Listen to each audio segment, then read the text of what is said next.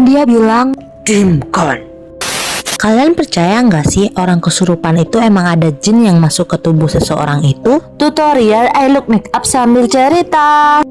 Jadi aku punya teman pondok nih.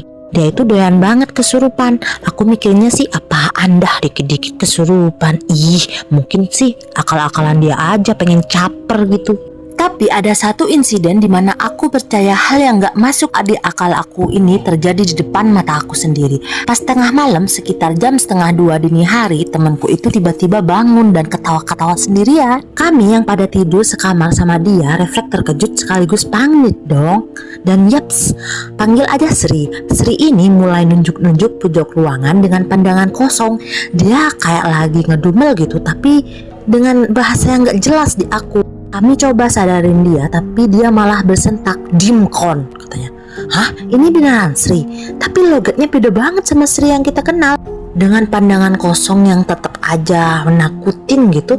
Dia tuh kayak ngomong dengan bahasa Jawa atau apa ya, aku gak ngerti. Kami semua yang pada bingung dan nyoba keluar kamar berharap ada yang bisa nolong. Tapi karena gak berpikir panjang, kami gak sengaja ninggalin si Sri ini sendirian. Pas beberapa menit kami keluar kamar, kami semua lihat si Sri ini merayap ke dinding kayak Spiderman gitu.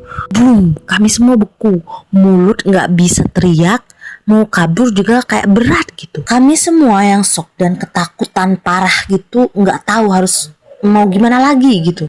Tiba-tiba aja ada senter yang ngarahin ke muka kami semua dan kami pun sadar. Ada ustadzah. Kami semua berlari ke arah ustadzah. "Ustadzah ya ustadzah, Sri, Sri, Sri." Kami nunjuk ke arah kamar yang kami tinggalin. Dan apa? Sri nggak ada. Ustadzah kebingungan.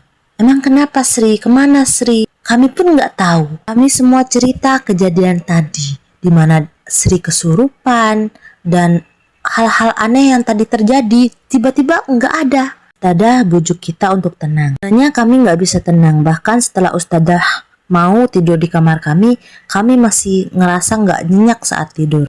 Ustadzah bilang untuk mencari Sri di esok paginya. Ya, kami semua memang merem, tapi hati kami sama-sama berkecambuk dalam prasangka masing-masing. Coba menelaah apa yang terjadi tadi. Tapi tiba-tiba sebelum azan subuh, ada yang ketok pintu.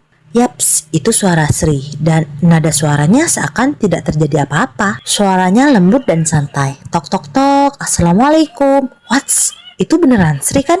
Kami sontak saling memandang.